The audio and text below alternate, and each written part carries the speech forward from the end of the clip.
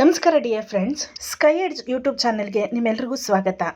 ಇವತ್ತು ನಾನು ಕಾಂಪಿಟೇಟಿವ್ ಎಕ್ಸಾಮ್ಗೆ ಬಂದಂತಹ ವಿದ್ಯಾರ್ಥಿಗಳ ಮಾನಸಿಕ ಪರಿಸ್ಥಿತಿಯನ್ನು ನಿಮ್ಮ ಮುಂದೆ ಹೇಳ್ತಾ ಇದ್ದೀನಿ. ಉತ್ತರ ಕರ್ನಾಟಕದ ಒಂದು ಹಳ್ಳಿ, ಅಲ್ಲಿ ಕನ್ನಡ ಮೀಡಿಯಂನ ಒಂದು ಶಾಲೆ, ವಿಷಯಕ್ಕೆ ತಕ್ಕಂತೆ ಶಿಕ್ಷಕರೇ ಇಲ್ಲದೆ ಇರೋ ಶಾಲೆ. ಆ ಶಾಲೆಯಲ್ಲಿ ಓದಿ 10th ಮುಗಿಸಿ ಹೋಬಳಿ ಮಟ್ಟದಲ್ಲಿ PU ಕಾಲೇಜಿಗೆ ಸೇರಿಕೊಂಡು ಡಿಗ್ರಿ ಕಲಿತಂತಹ ವಿದ್ಯಾರ್ಥಿ ಒಮ್ಮೆ ಅಕಸ್ಮಾತಾಗಿ ಹೋಬಳಿ ವಲಯದಲ್ಲಿರುವಂತಹ ಆ ವಿಭಾಗದ ಪೊಲೀಸ್ ಇನ್ಸ್ಪೆಕ್ಟರ್ನ ನೋಡ್ತಾನೆ. ಅವರ ಹಾವ ಭಾವ ವರ್ಚಸ್ಸನ್ನು ನೋಡಿ ಇನ್ಸ್ಪೈರ್ ಆಗ್ತಾನೆ. ಆ ಕ್ಷಣ ಅನ್ಕೋತಾನೆ, ನಾನು ಕೂಡ ಪೊಲೀಸ್ ಕೆಲಸಕ್ಕೆ ಸೇರ್ಕೋಬೇಕು, ನಾನು ಕೂಡ ಹೆಗ್ಲು ಮೇಲೆ ಸ್ಟಾರ್ ಹಾಕ್ಕೋಬೇಕು, ಕಷ್ಟದಲ್ಲಿರೋರನ್ನ ರಕ್ಷಣೆ ಮಾಡಬೇಕು, ಭ್ರಷ್ಟಾಚಾರನ ಕಡಿಮೆ ಮಾಡಬೇಕು. ಈ ಎಲ್ಲ ಆಸೆಗಳು ಅವನ ಮನಸ್ಸಲ್ಲಿ ಆಗ ತಾನೇ ಬರುತ್ತೆ. ನಿಮಗೆ ಒಂದು ಹೇಳೋದಕ್ಕೆ ಇಷ್ಟಪಡ್ತೀನಿ, ಆಗ ಅವನ ವಯಸ್ಸು 23ರಿಂದ 24 ವರ್ಷ ಆಗಿರುತ್ತೆ. ಸರಿ, ಅವನಿಗೆ ಹಠ ಬಂತು. ಈಗ ಅವನು ಓದಬೇಕು, ಆ ದಾರಿಯಲ್ಲಿ ನಡೆಯೋಕ್ಕೆ ಸ್ಟಾರ್ಟ್ ಮಾಡ್ತಾನೆ. ಅದಕ್ಕೇನು ಮಾಡಬೇಕು? ಓದಬೇಕು, ಬುಕ್ಸ್ ಬೇಕು, ನೋಟ್ಸ್ ಬೇಕು, ಗೈಡೆನ್ಸ್ ಬೇಕು, ಇದಕ್ಕೆಲ್ಲ ದುಡ್ಡು ಬೇಕು. ಹಾಗಾಗಿ ಏನು ಮಾಡ್ತಾನೆ, ಮನೇಲಿ ಬೆಳೆದಿರೋ ತೊಗರಿ, ಚೆಂಡು ಹೂವಿನ ಬೆಳೆ ಬರೋವರೆಗೆ ಕಾಯ್ತಾನೆ. ಅಪ್ಪನ ಕೇಳಿದ್ರಾಯ್ತು ಅನ್ಕೋತಾನೆ. ಮೊದಲೇ ಉತ್ತರ ಕರ್ನಾಟಕದ ಭಾಗದ ರೈತರ ಪರಿಸ್ಥಿತಿ, ಎಕರಾನುಗಟ್ಟಲೆ ಭೂಮಿ ಇರುತ್ತೆ, ಆದರೆ ಜೇಬು ತುಂಬಲ್ಲ. ಕಾರಣ ಮಳೆರಾಯನ ಕೃಪೆ. ಮಳೆ ಜಾಸ್ತಿ ಬಂದರೆ ನೀರು, ಬರಲಿಲ್ಲ ಅಂದರೆ ಕಣ್ಣೀರು. ಹೇಗೋ ಮಾಡಿ 1 ವರ್ಷ ಕಾದು ಅಪ್ಪನಿಗೆ ಒಪ್ಪಿಸಿ ಒಂದು ಕೋಚಿಂಗ್ ಸೇರೋಣ ಅನ್ಕೊಂತಾನೆ. ಒಂದು ಸೆಂಟರ್ನು ಸೆಲೆಕ್ಟ್ ಮಾಡ್ಕೋತಾನೆ. ಅದಕ್ಕೆಲ್ಲ ಯೂಟ್ಯೂಬ್ ಸಹಾಯ ಮಾಡುತ್ತೆ. ಅಡ್ಮಿಷನ್ ತಗೋತಾನೆ. ಆಗ ಅವನ ವಯಸ್ಸು 24ರಿಂದ 25. ಸರಿ, ಅಡ್ಮಿಷನ್ ಆಯಿತು, ಕ್ಲಾಸ್ ಸ್ಟಾರ್ಟ್ ಆಯಿತು.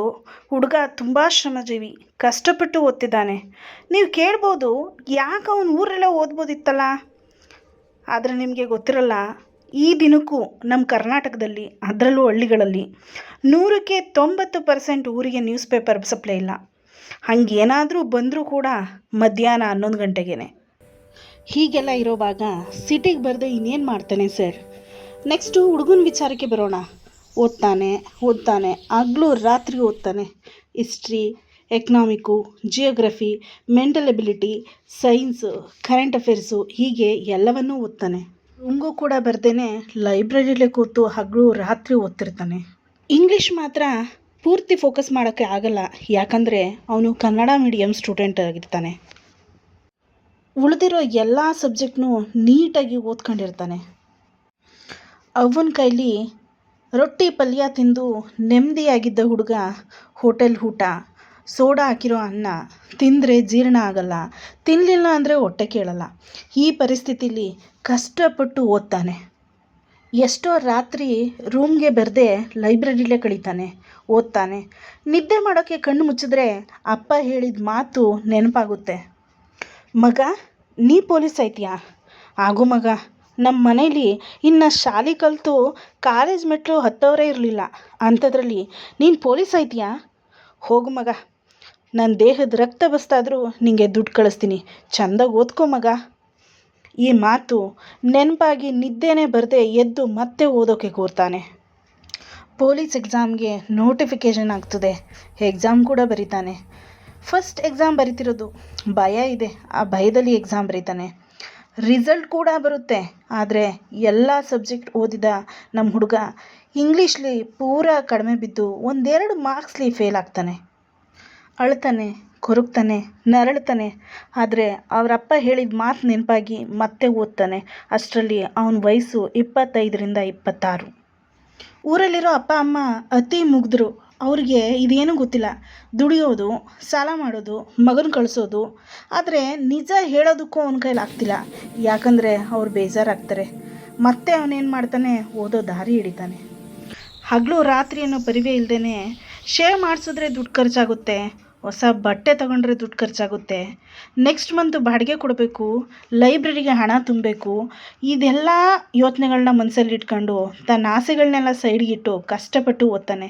ಕಷ್ಟಕ್ಕೆ ನಷ್ಟ ಜಾಸ್ತಿ ಅನ್ನೋ ಹಾಗೆ 1 ವರ್ಷ 2 ವರ್ಷ ಆದರೂ ನೋಟಿಫಿಕೇಷನ್ ಆಗಲ್ಲ. ಅವನ ವಯಸ್ಸು ಇವಾಗ 27ರಿಂದ 28. ಇವೆಲ್ಲದರ ಮಧ್ಯೆ ಸಾಮಾಜಿಕವಾಗಿ ಮಾನಸಿಕವಾಗಿ ಹೇಗೆ ಹಿಂಸೆ ಆಗುತ್ತೆ ಅಂದರೆ, ತಿಂಗಳಿಗೆ ಬಾಡಿಗೆ ಸರಿಯಾಗಿ ಕೊಡ್ತಿದ್ರು, ಬಾಡಿಗೆ ಕೊಡೋಕೆ ಹೋದಾಗ ಓನರ್ ಅಂತಾನೆ, ಇನ್ನು ಎಷ್ಟು ದಿನ ಓದ್ತೀಯಾ ಅಂತ. ಹೋಟೆಲ್ಗೆ ಊಟಕ್ಕೆ ಹೋದರೆ ದುಡ್ಡು ಕೊಟ್ಟೇ ಊಟ ಮಾಡ್ತಾನೆ, ಆದರೂ ಹೋಟೆಲ್ನವ ಕೇಳ್ತಾನೆ, ಏನಣ್ಣ ಇನ್ನೂ ಯಾವುದೂ ಆಗಿಲ್ವಾ ಅಂತ. ಬಸ್ಲಿ ಓಡಾಡುವಾಗ ಕಾಲೇಜ್ ಹುಡುಗಿ ಹೇಳ್ತಾಳೆ, ಅಂಕಲ್ ಈ ಕಡೆ ಬನ್ನಿ ಅಂತ. ತಡಿಯಪ್ಪ, ಎಕ್ಸಾಮ್ ಯಾವುದೂ ಇಲ್ಲ, ಈ ಮಧ್ಯೆ ಊರಲ್ಲೊಂದು ಫಂಕ್ಷನ್ ಐತೆ, ಹೋಗಿ ಬರೋಣ ಅಂತ ಹೋದರೆ ಅಲ್ಲಿ ಕೇಳ್ತಾರೆ, ಏನು ಪೊಲೀಸ್ ಆಗ್ತೀನಿ ಅಂತ ಹೋಗಿದ್ದೆ ಅಂತಲ್ಲ ಮಗ, ಏನಾಯಿತು, ಇನ್ನೂ ಆಗಿಲ್ವಾ ಅಂತ. ಸರಿ ಫ್ರೆಂಡ್ಸ್ನ ನೋಡೋಣ, ಅವ್ರನ್ನಾದರೂ ಮಾತಾಡಿಸಿ ಬರೋಣ ಅಂತ ಹೋದರೆ ಅವರು ಬಿಟ್ಟು ಸಜೆಷನ್ ಕೊಡ್ತಾರೆ, ನಿಂಗೆಲ್ಲ ಅಲ್ಲ ದೋಸ್ತ, ಬೆಂಗಳೂರಿಗೆ ಹೋಗು, ಯಾವುದಾದ್ರೂ ಪ್ರೈವೇಟ್ ಕೆಲಸ ಮಾಡು ಅಂತ. ತಿಂಗಳಿಗೆ ಅಪ್ಪ ಕಳಿಸ್ತಿದ್ದ ದುಡ್ಡು 5,000ದಿಂದ 4,000 ಆಗುತ್ತೆ, 4,000ದಿಂದ 3,000 ಆಗುತ್ತೆ. ಇಷ್ಟೆಲ್ಲ ಕಷ್ಟದಲ್ಲಿ ಮತ್ತೆ ಓದ್ತಾನೆ, ಓದೋ ಕೂತ್ಕೊಂತಾನೆ. ಅವನಿಗೆ ಅವನ ಮೇಲೆ ಎಲ್ಲ ನಂಬಿಕೆ ಸುತ್ತೋಗಿರುತ್ತೆ. ಕಾರಣ ಅವನ ಸುತ್ತಮುತ್ತ ಇರೋ ಪರಿಸರ. ಕೆಲಸಕ್ಕೆ ಆಸೆ ಇದ್ದಾಗ ಅವನು ಹುಡುಗ ಆಗಿರ್ತಾನೆ, ಕೆಲಸ ಸಿಗದೆ ಇದ್ದಾಗ ಅಂಕಲ್ ಆಗಿರ್ತಾನೆ. ಇದಕ್ಕೆಲ್ಲ ಕಾರಣ ಯಾರು? ಅವನು ಈ ಪರಿಸ್ಥಿತಿಗೆ ಕಾರಣ ಯಾರು? ಮತ್ತೆ ನೋಟಿಫಿಕೇಷನ್ ಆಗುತ್ತೆ, ಆದರೆ ಓಕೆ, ಆಗಲಿಲ್ಲ ಅಂದರೆ ಏಜ್ ಮುಗೀತು. ಆ ವ್ಯಕ್ತಿ ಗೋಲ್ಡನ್ ಮೂಮೆಂಟ್ನ ಒಂದು ಸರ್ಕಾರಿ ಹುದ್ದೆಗೆ ಆಸೆಪಟ್ಟು ಕಳ್ಕೊತಾನೆ.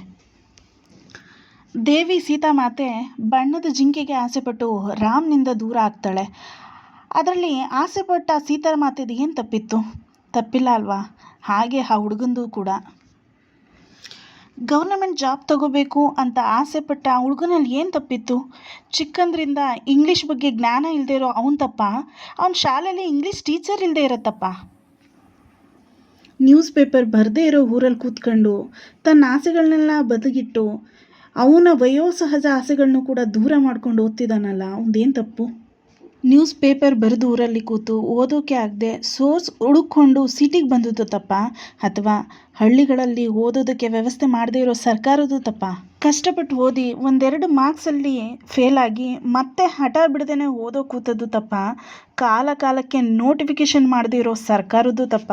ತನ್ನ ಮಗ ಪೊಲೀಸ್ ಆಗಬೇಕು ಅಂತ ಒಬ್ಬ ರೈತ ಆಸೆ ಪಟ್ಟಿದ್ದು ತಪ್ಪ, ಅಥವಾ ಅದೇ ರೈತನ ಮಗನಿಗೆ ಸರ್ಕಾರಿ ನೌಕರಿ ಪಡೆಯೋಕೆ ಬೇಕಾದಂತಹ ಪೂರಕ ವಾತಾವರಣ ನಿರ್ಮಾಣ ಮಾಡಿಕೊಡದೇ ಇರೋ ಸರ್ಕಾರ ತಪ್ಪ? ಇಷ್ಟೆಲ್ಲ ಆದಮೇಲೆ ಇನ್ನು ಮದುವೆ ವಿಚಾರ. ಹುಡುಗನಿಗೆ ಕೆಲಸ ಇದೆಯಾ?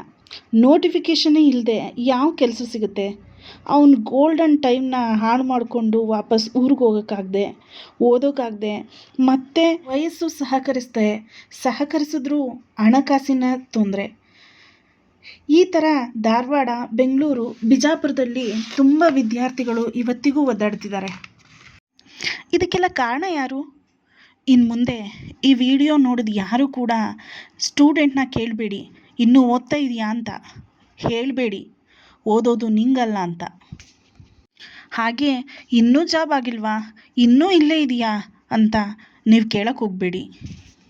ನೀವು ಕೇಳಿದಾಗ ಆ ವ್ಯಕ್ತಿ ಆನ್ಸರ್ ಕೊಟ್ಟರು ತನ್ನ ಮನಸ್ಸಿನ ಒಳಗೆ ಆ ಜೀವ ತುಂಬ ಸಂಕಟಪಟ್ಟಿರುತ್ತೆ.